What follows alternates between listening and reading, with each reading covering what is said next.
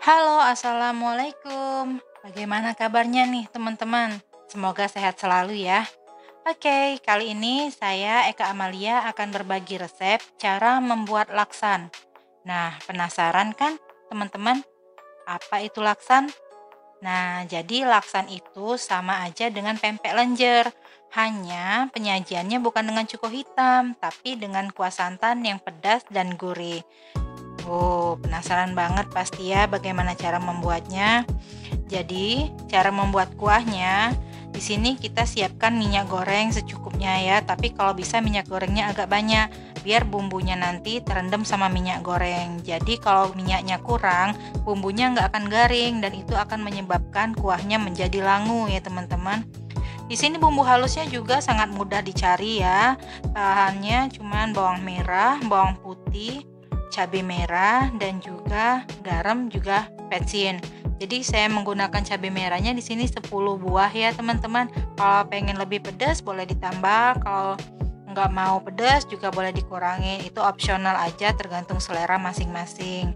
Jadi bumbunya setelah kita blender halus, kalau bisa nggak usah terlalu halus ya.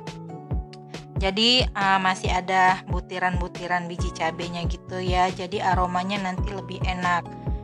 Nah, bumbu ini kita tumis teman-teman harus sampai benar-benar garing bergranul.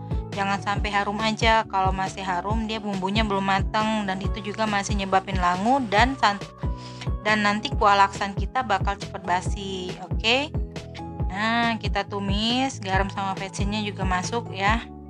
Karena garam itu juga fungsinya untuk mempercepat proses pematangan bumbunya. Jadi lebih cepat garing kalau garamnya udah masuk. Nah, di sini udangnya saya menggunakan udang air tawar ya.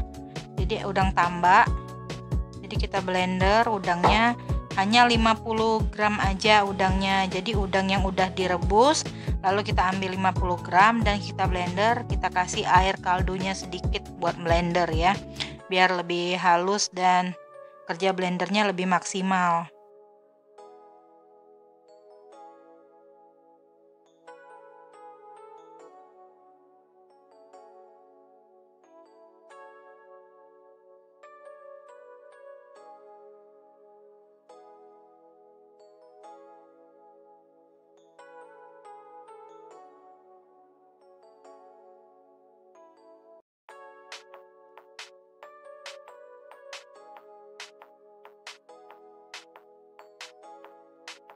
Tetap harus diaduk terus ya. Nah, di sini nanti kita akan menggunakan santan ya teman-teman. Jadi santan di sini saya pakainya untuk takaran santannya 2 liter. Kalau teman-teman mau pakai santan kental semua sih sebaiknya nggak usah ya. Jadi saran saya itu santan kentalnya sedikit aja lalu ditambahkan dengan santan yang agak cair. Karena kalau dia terlalu kental, ketika si adonan lenjernya nanti masuk ke dalam kuah, kuahnya juga akan mengental karena pengaruh dari tapioka yang kita pakai ya di ininya, di sagunya, di pempeknya itu. Jadi kalau teman-teman mau pakai santannya cukup santan yang sedang aja kentalnya. Tutorial santan juga sudah saya kasih ya sebelumnya, video sebelumnya bisa dicek juga. Jadi di sini untuk lenjer memang sengaja tidak saya praktekkan lagi karena resepnya sudah ada ya, nanti tinggal diikutin aja. Resep dan tutorialnya juga ada, silakan teman-teman lihat nanti di bagian link deskripsi akan saya kasih tahu ya. Oke, nah ini penampakannya udah mulai garing ya teman-teman. Bumbunya udah mulai garing banget. Nah, udah mulai bergranul. Ini berarti udah mateng ya, udah mulai mateng dan siap kita masukin udangnya. Jadi kalau misalnya teman-teman mau usaha bisnis frozen food, ini laksan merupakan salah satu peluang usaha juga loh teman-teman. Jadi gelondongan lenjernya itu teman-teman frozen, ini bumbu keringnya juga teman-teman frozen. Jadi pembeli kita hanya tinggal mendidihkan santan aja di rumah dan masukin bumbu kering yang kita siapin tadi. Mereka udah bisa konsumsi sendiri di rumah ya. Nih kelihatan tuh ya, udah bergerindil-gerindil ya bumbunya. Jangan lupa tetap diaduk karena nanti dia akan gosong. Udangnya 50 gram yang udah direbus baru kita timbang lalu kita masukkan.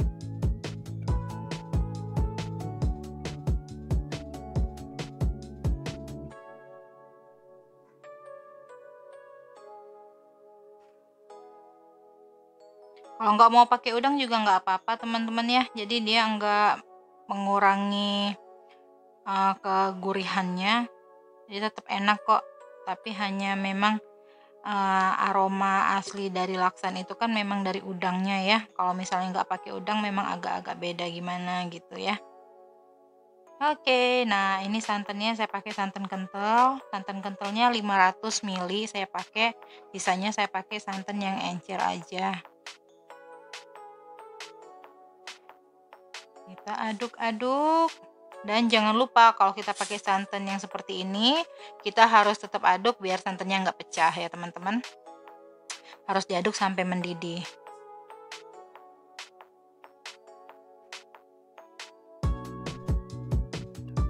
Ini kaldu udangnya boleh ditambahkan. Kalau misalnya santan kita tadi kurang dari 2 liter, sisanya kita tambahin pakai kaldu udang, sisa rebusan dari udang untuk kita masukkan ke dalam bumbu tadi ya. Jadi udangnya memang harus dimasak dulu ya teman-teman, direbus sebentar, karena kalau misalnya udangnya nggak direbus nanti kuah kita akan bau amis loh teman-teman. Jadi itu sangat mempengaruhi sekali kuahnya enak atau enggaknya ya. Jadi harus matang dulu udangnya, baru boleh kita blender. Jangan udang mentah di blender. Kita aduk-aduk lagi sampai mendidih ya. Kalau nggak diaduk nanti santannya akan pecah dan kuahnya nggak enak banget.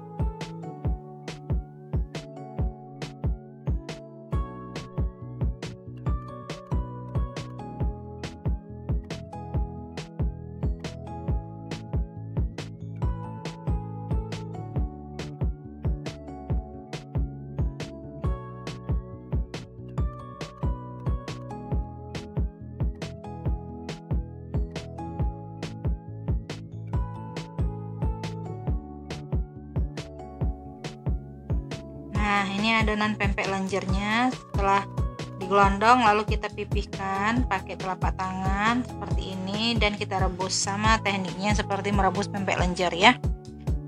Setelah matang kita iris-iris serong ya teman-teman, seperti ini, atau tergantung selera juga mau irisnya seperti apa, tapi laksan itu irisnya serong seperti ini, ciri khasnya ya, biar dia membedakan dengan pempek lenjer. Oke, sangat mudah ya teman-teman cara membuatnya. Jangan lupa dipraktekin di rumah ya.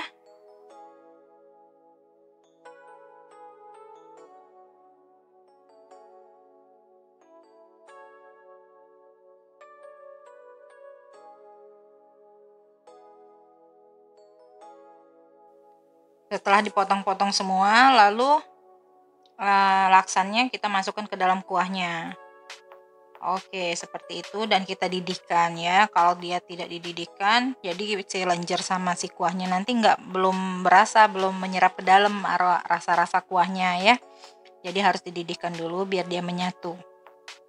Oke, selamat mencoba di rumah ya. Dan jangan lupa subscribe channel ini, share, like, dan komen juga ya. Oke, wassalamualaikum warahmatullahi wabarakatuh.